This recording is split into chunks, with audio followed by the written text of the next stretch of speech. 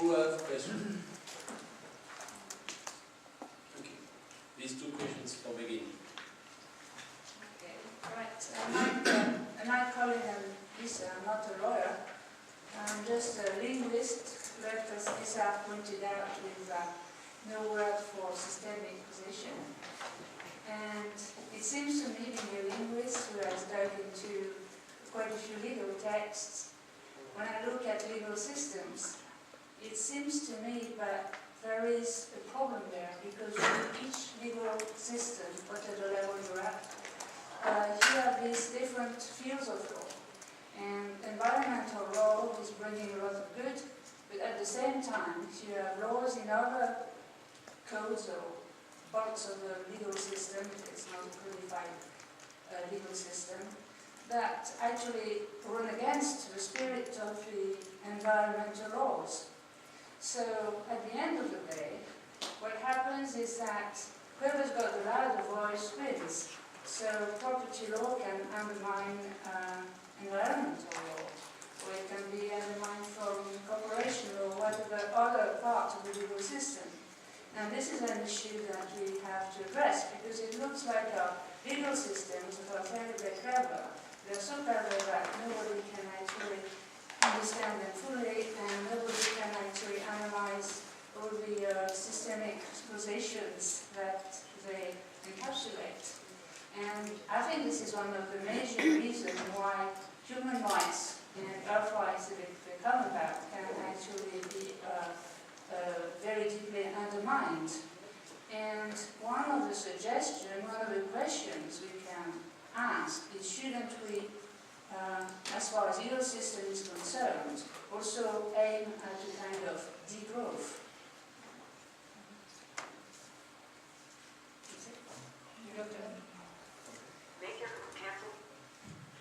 I'm very happy, Mrs. Mead, to really hear your talk. But I want to be a little bit constructive against what you say. I think a new story and a new metaphor is not enough. When we prepared 5 years ago with all the Nobel Peace Laureates, Elinor Ostrom's Commons, Club of Rome came up and said we need a new science. Then they came up, they said we need a new language. And then we came up with saying we need not only new thinking and displaying, but communicating tangibly. So what is really asked, and what UNESCO already presented in Paris with Feyerabend and all these people, was a moral theory to really, as T.S. Eliot said, make words solid. And this solidness includes words and images and the index, the sign systems of Charles Sanders Peirce, which is a super sign. And we now work with young people since 15 years on out-of-the-box thinking and paradigm mapping, where the children say, me model, you model, they model, other model, and then integrating not just the positions, but also the perspectives, worm's eye, fish eye, bird's eye, group's eye, generation eye. So the young people came up with new wording to making it concrete, tangible. And when I just come now from Japan, from UNESCO Decade for Sustainability Education, 10 years, many countries, it is a blame that we as the elders put the shame on the young people and say, you clear the mess. I mean, this is absolutely, but if we look forward and backward, then we had the ethics philosopher there a moment. Hans Jonas said, we have to see ethics in future with space and time horizon, which means to make it solid.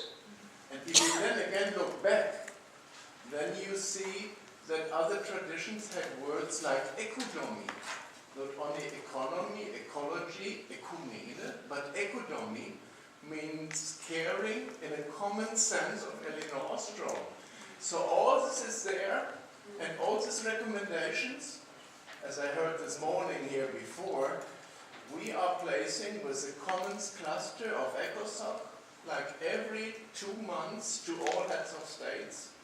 It is not read. when it is after 15 years put into the annual ministerial review of the UN, 2008 was after 92 this. Only second one when environment was addressed, it is not read.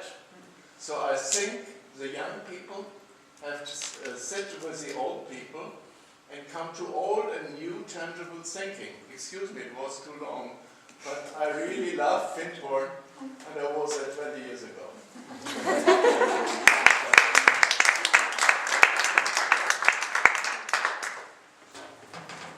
Yeah, and the nasty thing is that not only we say to the young people, clear up the mess we left behind, but please do it for free, you know? Pay for that.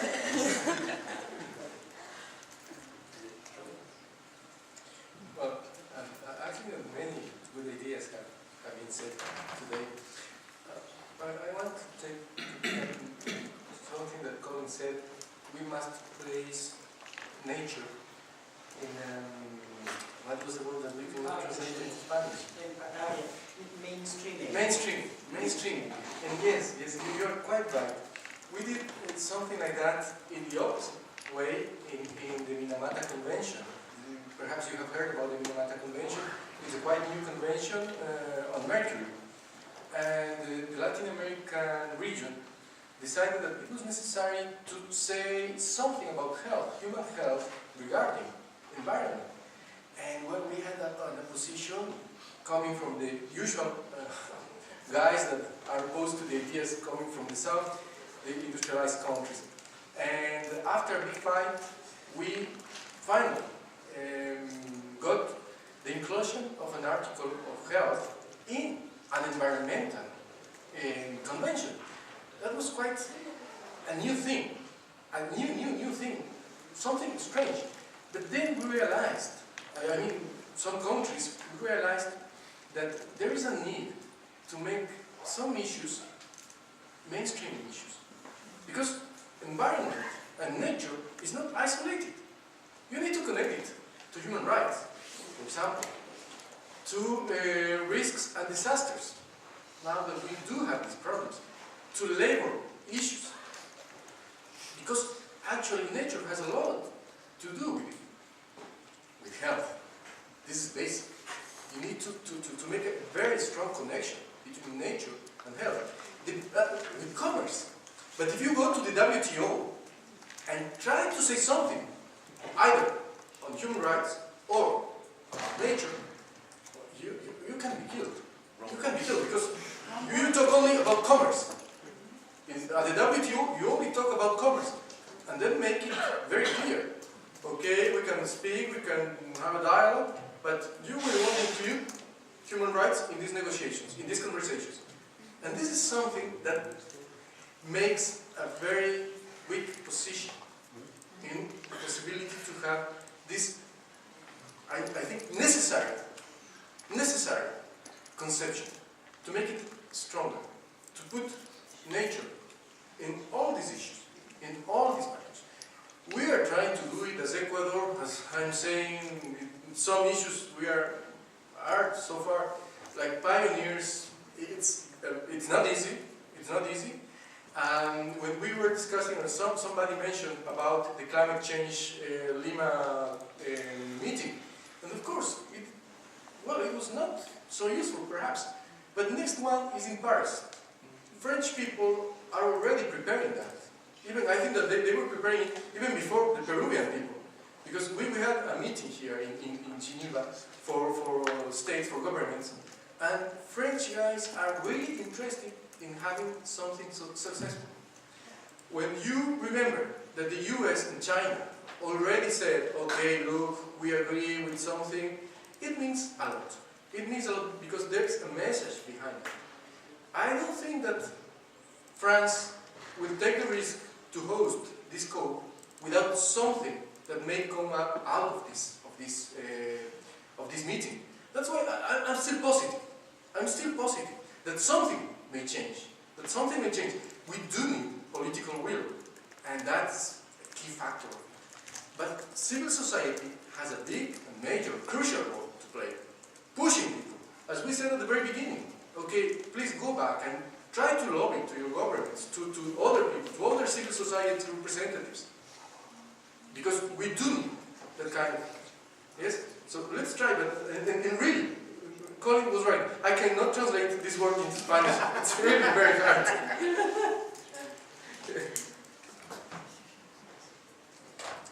If you want to find something to help you, if you go into the EU text on gender mainstreaming, you'll find them in all languages, and you might just find a solution if you.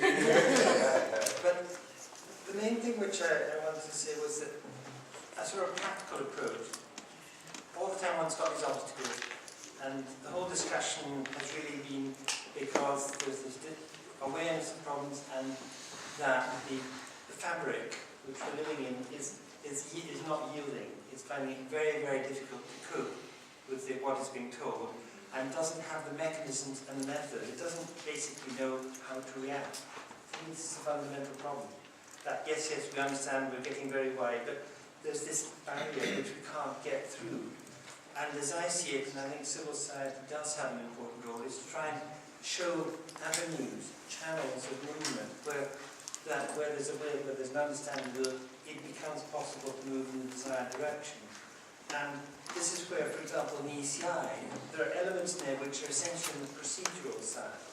For example, in administrations, all levels from top to the bottom, you just say, look, produce ecological reports, and give them names, but just say, in your own commune or whatever, what have you done in this last year? What are your ecological problems? It could be anything, industrial, social, anything, and so on.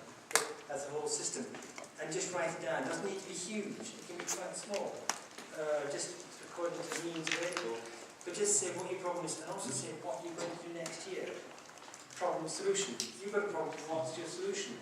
And if we can get people at the local level, for example, the administration, just put that in the report, an annual report, which goes out through the hierarchy, and it gets enlarged, and it comes to the state level, and then, of course, in our European context, there's the Commission, which then gives a global picture, and then you've got a feed going down. Then you're setting up a mechanism, a sort of a virtuous circle of information circulating, and the problems are coming up, and the ones which can't be ignored, because they're coming through the system. And this is, for me, this is good administration. This is essential administration. And I would apply the same approach to businesses. We need big businesses. We're not in the game of saying we don't like big business. No, we know we need them. They perform a role. We're a mass society, we have that need. But they have their problems, and many of them are very wonderful, willing, anxious to do the right thing, whatever that may be. And they're aware of all of these pressures, shareholder pressures and others. But if one can have a reporting system where in the annual report, ideally it should be connected with the financial report, because then you put the two side by side, and you just say, right, okay, this is the ecological impact of our business activities. Our products, raw materials come from here, these are the ecological impacts there, and they go through various processing, selling, and so on, and then consumption. And these are some of the ecological implications, ecosystem implications which we identify. Now, we're not saying it's going to be perfect from the beginning, but once you start the mechanism that it becomes habitual, you just do it, because it's part of how you conduct business, and this is nature mainstreaming, then it comes into the line, because someone has to write the report, and they have to, what do I do? Panic, they go and get the information, and then, and they write it, and then someone else higher up has to read it, and has to do another report, they panic. And so you build in this sort of mechanism, sort of a virtuous circle within all our different structures, procedurally. And I think that this actually, as much as anything, could help generate awareness. And then through that awareness, by people actually having to write down themselves on a piece of paper what they believe is the situation, and then someone, civil society, comes and says, we don't like what you've said, we don't believe it, or why this, why that. And the information then becomes available, and then the opportunity is there to criticise and say, well, okay, you're doing this way, can't you do it another way? And so you can then build best practice. And I do think, for example, United Nations level, with all the technical expertise available, one can produce draft model laws by technical experts. You can take a decision to say, look, the politics of it, we know that what has been done is probably not going to be accepted by many people, many things. But as a purely technical exercise, we let the technicians loose to produce draft texts or best practice and so on, and we set aside the political decision to a later debate, later issue, and then when you've got a draft text, I mean, for example, the Hague Convention on International Law, which I have some experience from many, many years ago, technical experts, professors from universities and others, with the sprinkling of officials and so on, produce a draft text. And I'm not saying this can be bought. They're saying this is the best we can do at our technical level. And it's on the table, and then it goes to the political level, and then the government look at it and say, well, we like this, we don't like that, we should do it. But this process is also another thing which can be done. So there are many, many things. There are many steps, practical steps, which can already be taken. They don't solve the big problem, but they chew away at little bits, and they create a different awareness. So, thank you. Just to come back to what you're saying, I totally hear what you're saying. Yeah.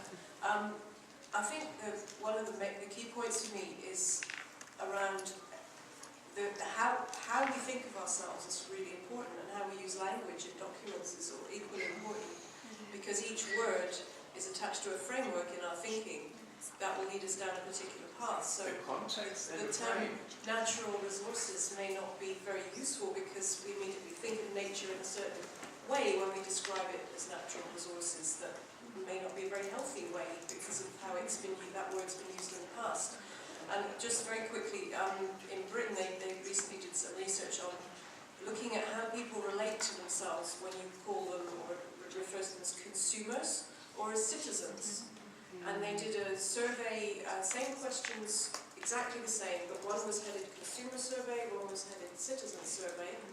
And the people different groups of people answered the questions, and it turned out that the people who had been termed consumers had less care for the environment, less care for social causes in their answers than the people who were referred to as citizens.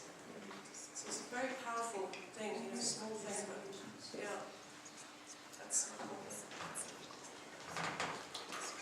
Thank you very much. I'm not sure we have enough time to continue the debate officially in this workshop, but as I will say you will have opportunities to continue the exchange immediately after the official session. Okay? Then, thank you very much to everybody. Objective Science International is very happy to organize this annual event because arguments and debate, questions and answers are now capitalized because it was registered. It's a knowledge management at the disposal of the government's services, at the disposal of citizens, youth, of projects, etc. We will send it to you by email, okay? So we will send you the contacts of everybody. Objective Science International is a platform in order you can act together. Of course, please exchange business cards, but we will feed you with contacts. This evening we are going to a restaurant. If somebody wants to add to the list, because some of you are booked. If somebody wants to come without a book until now, he can or she can go to talk with Dominique. Like this, she add you and tell you where is it. And congratulations to everybody for coming and for what you produced this afternoon, because you produced different things, different levels if we compare with past years. And next year we